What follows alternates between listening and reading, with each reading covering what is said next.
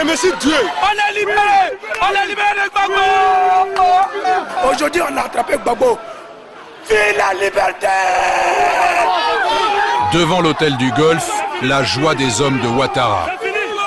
Leur ennemi vient de tomber.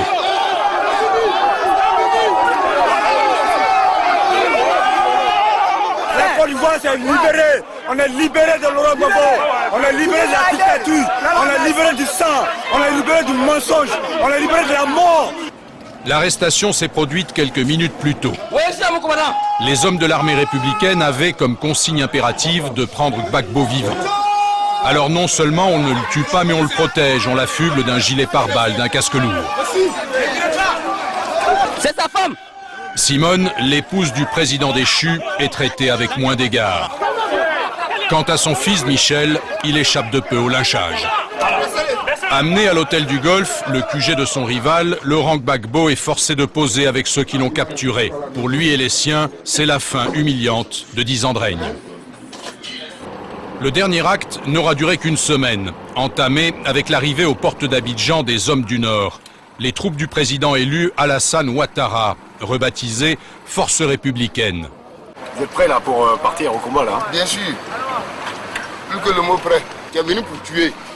Ta mission c'est ça. Gbagbo a affaire à nous. Et on va le descendre. Quels que soient ces obstacles, Gbagbo est en face de certains garçons. Certains de ces guerriers sont des vétérans des campagnes de 2002, avant la partition du pays. Dans le quartier de Yupungon, majoritairement pro-Gbagbo, ils font leur première victime, leur premier prisonnier.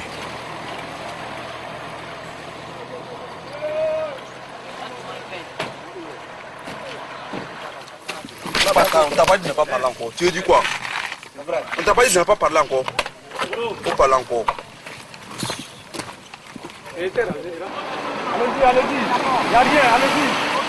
La colonne pénètre dans Abidjan, traversant des quartiers très marqués politiquement, selon qu'ils ont voté pour Gbagbo ou pour Ouattara.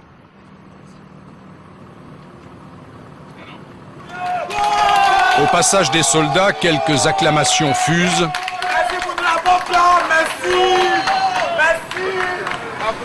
Certains se dépêchent de faire allégeance. On a dit très bonne humeur, très bonne humeur.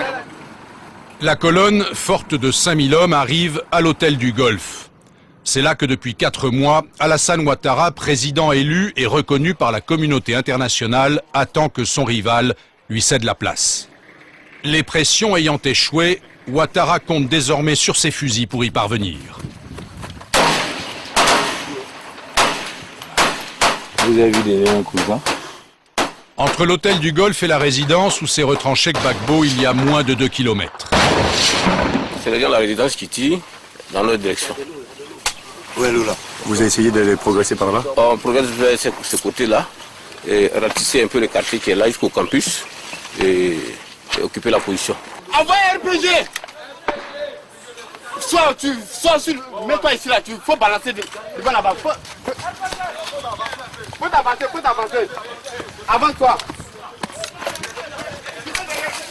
Avancez! Dès leur premier assaut, les hommes de Ouattara sont accrochés. Désorganisés, mal armés et mal commandés, ils sont cloués sur place, incapables de tenir leur position.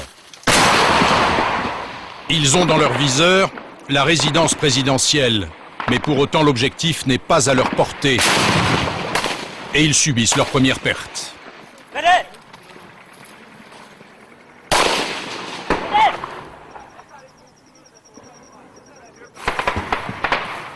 Et Gbagbo, il est dans le bunker. On va creuser comme un rat, il va sortir, c'est sûr. Voilà, c'est clair. On est prêt à le déloger et puis le tuer, et puis maintenant, on avance. On ne peut pas rester comme ça, le pays en retard.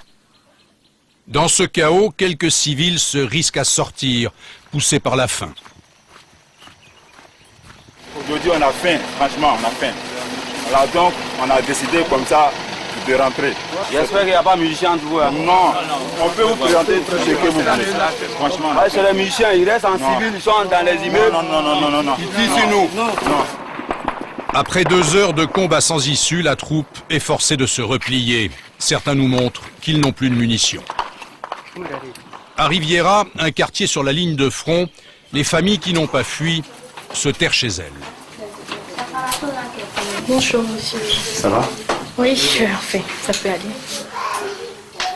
Quand les tirs se font trop proches, la famille se réfugie dans un couloir. C'est juste là. Donc on met un petit matelas, on ferme toutes les portes.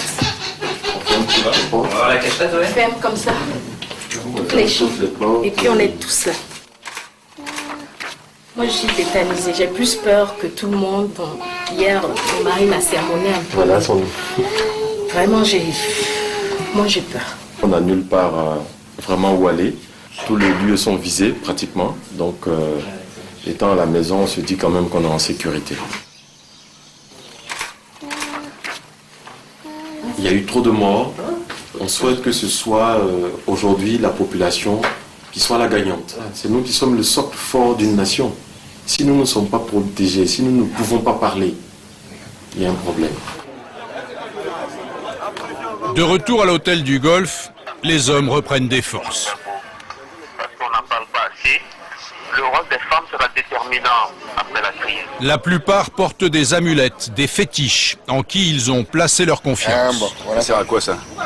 Bon, ce sont mes gris-gris qui me protègent contre les balles, les obus, par la grâce de bon Dieu. Des gris-gris pas toujours très efficaces. Nous sommes tombés dans une embuscade des munitions au niveau de l'école de gendarmerie et c'est là que j'ai reçu ce balle. Sur le court de tennis, quelques prisonniers attendent d'être fixés sur leur sort. À défaut d'avoir remporté la victoire, les soldats ont rapporté quelques réconfortants de leur première virée en ville. De quoi améliorer l'ordinaire. Le riz avec la sauce préparé par la cantinière de la troupe. La cause est tellement juste et noble que bon. Vous les aidez en les nourrissant? Oui, en les nourrissant. C'est le moins qu'on puisse faire de toutes les façons. Pendant ce temps, à l'hôtel, le président Ouattara reçoit le délégué des Nations Unies, les ambassadeurs de France et des États-Unis. Il est désormais le seul interlocuteur. Plus question de discuter avec Laurent Gbagbo. Il n'y a aucune négociation avec M. Laurent Gbagbo. M. Laurent Gbagbo n'existe plus. M. Laurent Gbagbo est enfermé dans sa cave. Il n'existe plus. Par l'intermédiaire de sa télé, Ouattara appelle au ralliement les derniers officiers qui soutiennent encore son rival. Et les voici qui arrivent se mettre au service de la victoire. C'est une réunion de prise de contact. Nous sommes des officiers à sa disposition. Donc nous venons saluer le chef suprême des armées qu'il est. Rassemblement. Sous les ordres du colonel Ouattao, les forces républicaines vont partir en patrouille, sécuriser les quartiers de Cocody et Riviera. Et le moral! Et le moral! Nous ne sommes pas des miliciens. Nous sommes une armée républicaine. Les gendarmes, les policiers, les militaires, les hauts frères, les douaniers sont nos frères. Ils nous ont rejoints. Ça c'est vrai. Il faut qu'on soit tous ensemble pour réunifier la Côte d'Ivoire et pour que la Côte d'Ivoire puisse marcher bien. Et ça commencera aujourd'hui. Le message est-il bien passé, ainsi que l'ordre de ne plus se livrer au pillage? Pas sûr. Ces combattants sont des broussards qui ne connaissent pas Abidjan. Et puis les habitudes sont dures à perdre. La preuve, arrivé à Cocody et pris sous le feu de quelques snipers, les soldats du colonel Ouattao décident de se faire un bouclier de ces hommes. Des civils raflés dans la rue. La patrouille commence. Les hommes progressent sous la protection de leurs otages. Ne fais pas confiance à les arbres là. Sortez! Ouais, ils avancent, laisse. Ouais. Venez, citoyens, venez. Venez ici. Ouais, venez. Avancez, avancez. Rien n'est à, venez. On est venu acheter du pain. C'est pas grave, venez, doyen, venez. Avancez là. Chaque civil aperçu est un suspect. Venez, viens. Ça va pas lever la puce. Lever la puce, on va. Toutes les deux puces. Les soldats saisissent les puces des portables. Il y a la batterie. Vous prenez les puces du portable, pourquoi? Pour ne pas qu'ils communiquent avec les ennemis. Ah non. Merci beaucoup. Ok. Ça va, il y a des tirs dans le coin, il y a beaucoup de tirs. Oh, c'était là-bas, mais nous on ne sort pas, on n'avait pas de pain, donc on est sorti pour acheter du pain. Okay. On n'a rien à manger, voilà, c'est tout. Ne panique pas. Ne panique pas. La demi-heure qui suit est de pure folie. Sans savoir qui leur tire dessus, les hommes déchargent leurs armes n'importe où et dans toutes les directions.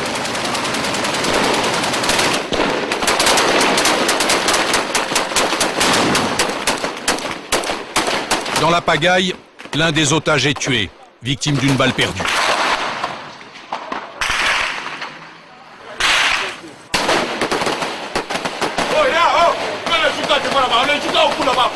Vous tirez sur les gens, il y a quoi?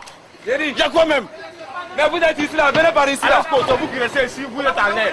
Dis-moi, votre copain il est mort au milieu là-bas. C'est quoi qui lui est arrivé dessus? On tiré sur lui. Tellement tiré. Les tantiers qui va devant toi là. Les pigeons ils sont dans ça. Non, c'est lui qui est en train de... C'est quoi? Tais-toi. Alors, il fuit. Et la patrouille, censée sécuriser le quartier, s'achève, une fois encore, en retrait précipité.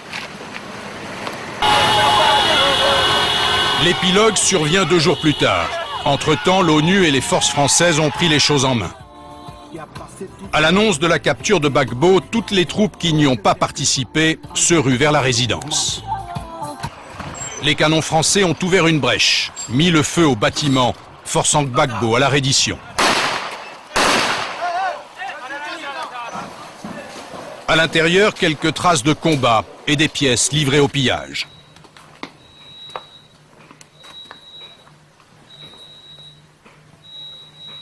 Allez, allez, Asso, viens, viens. Viens. Bon. Voici la chambre du couple Gbagbo.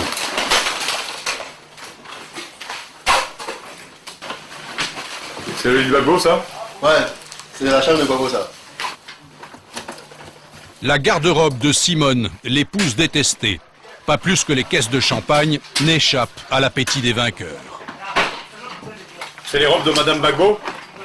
C'est Madame Gbagbo, ça? Oui. C'est laquelle je vais goûter la première. C'est champagne, non? Ouais. C'est fini, hein? C'est fini. On peut beber le champagne? Ouais, on boit du champagne. Vive la Côte d'Ivoire!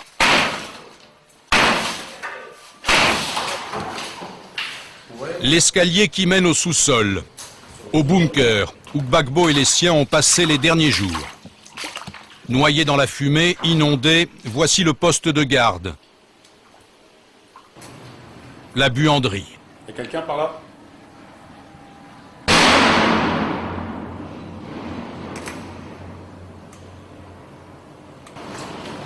Dans un coin, nous découvrons des hommes apeurés. Vous vous cachez ici?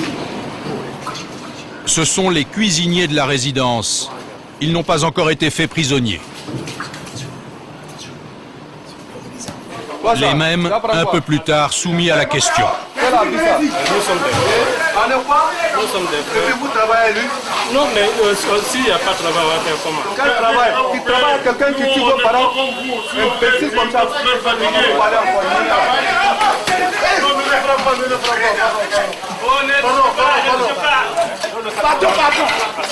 Ouattara est vainqueur, mais la tâche qui l'attend est immense. Il devra faire rentrer ses hommes dans le rang pour éviter représailles et règlement de compte. Oui. Attends, je suis un peu occupé là, mais... Il devra faire oublier qu'il doit sa victoire à la France et à ses armes, autant qu'à ses soudards. Tu peux dire à Bernard que pour l'instant... Le jour est encore loin qui verra les Ivoiriens se réconcilier.